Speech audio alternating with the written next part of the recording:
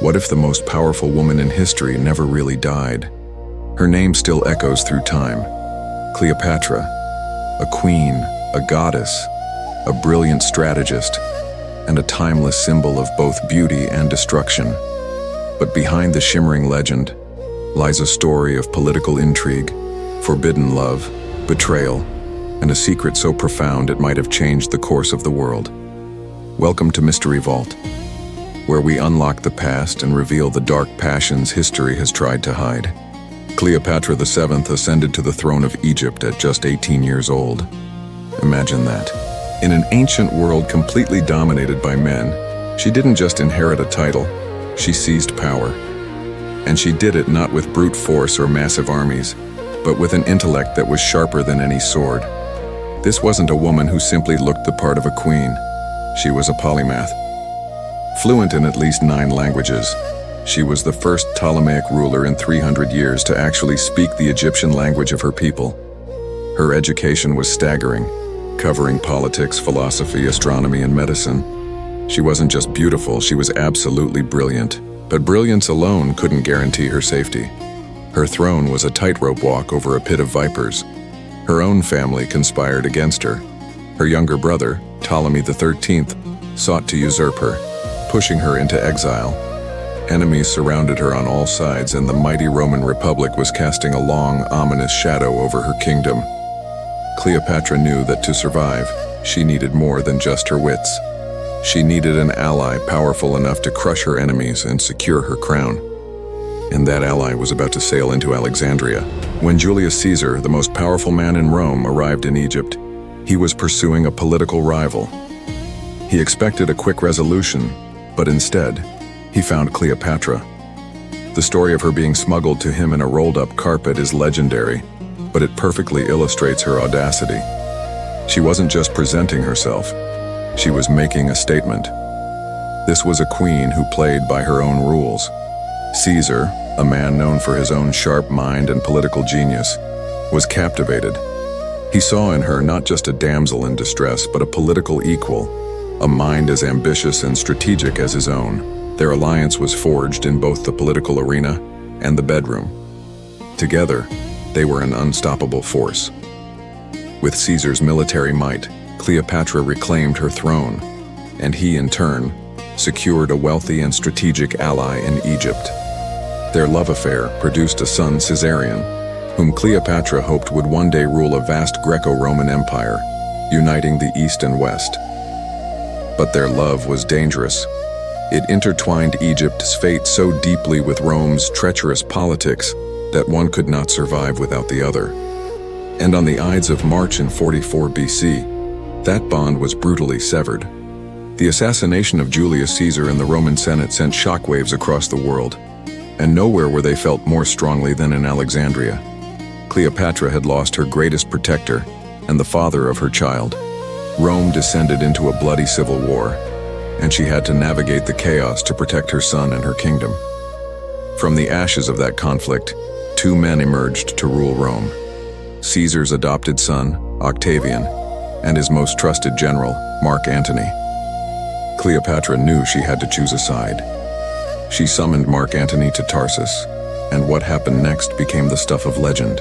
She arrived not as a subordinate queen, but as the goddess Venus, sailing up the river Cydnus on a magnificent golden barge with purple sails and silver oars.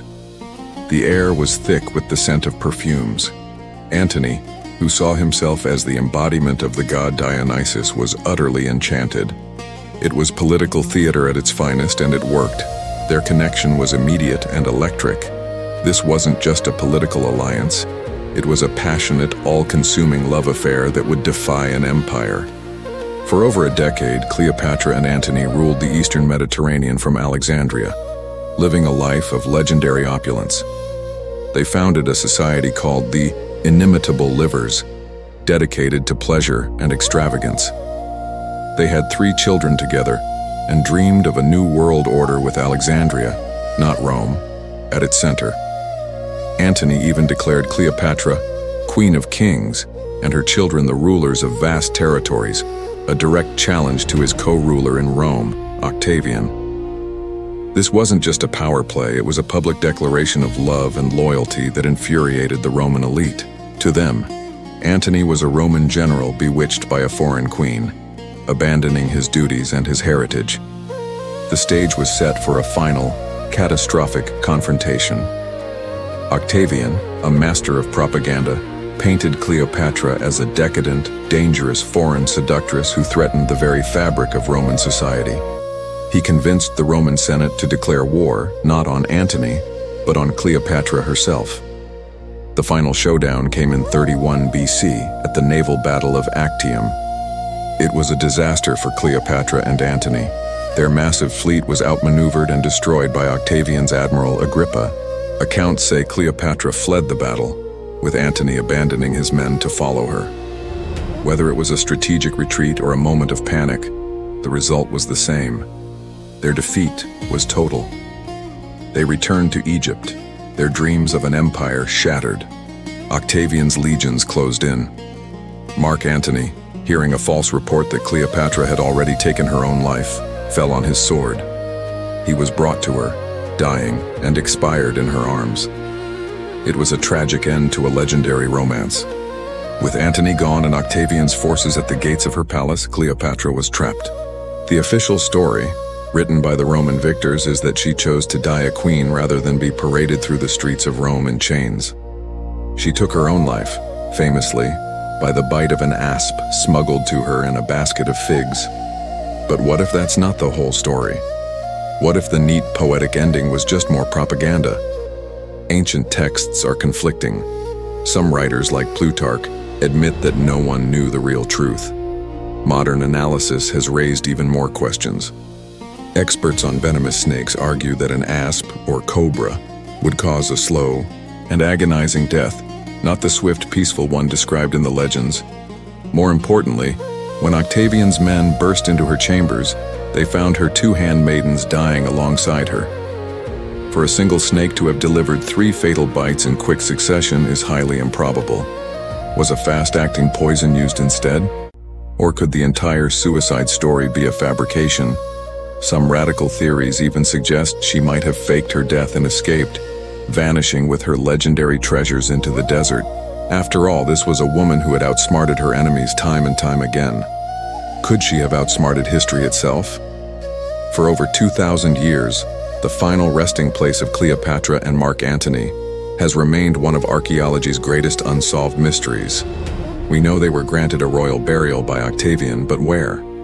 For centuries, archaeologists and treasure hunters have scoured Egypt, searching for their tomb, and for centuries, they have failed. The ancient city of Alexandria, where they likely were buried, now lies mostly underwater.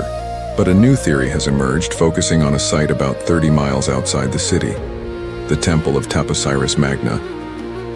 This temple, dedicated to the goddess Isis, whom Cleopatra famously identified with, has become the focus of an intense search. Dr. Kathleen Martinez, an archaeologist who has dedicated her life to this quest, believes Cleopatra arranged to be buried here in a secret tomb near the goddess she emulated. And the evidence is mounting. Excavations have revealed a vast network of tunnels carved into the rock beneath the temple. They found coins bearing Cleopatra's image and statues of the goddess Isis. Then in 2022, a groundbreaking discovery. Using advanced ground-penetrating radar, scans revealed several large anomalous chambers hidden deep underground, chambers that were previously unknown. Even more tantalizing, newly deciphered hieroglyphs found nearby speak of the last pharaoh's promise of immortality and a hidden chamber protected by the gods. Could this be it? Could the Queen of the Nile, along with her beloved Antony, and their unimaginable treasures, still lie undisturbed beneath the sands, waiting for the world to find them? The search continues, and with each new discovery, we get one step closer to solving the ultimate mystery. Cleopatra wasn't just a historical figure. She was and is an idea. The embodiment of intelligence, power, and seduction, all in one formidable package. She ruled in a man's world, challenged the greatest empire on earth, and commanded the hearts of its most powerful leaders. She has been portrayed as a villain, a victim, and a visionary. But the real woman was far more complex than any single label. The question of her death remains a tantalizing puzzle. Was she a tragic lover, destroyed by her passions?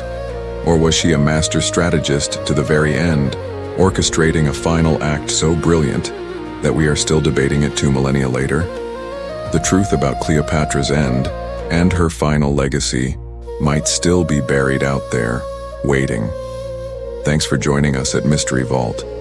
If you're as fascinated by these hidden stories as we are, make sure you subscribe and ring that bell so you don't miss our next journey into the unknown. Until next time, keep questioning.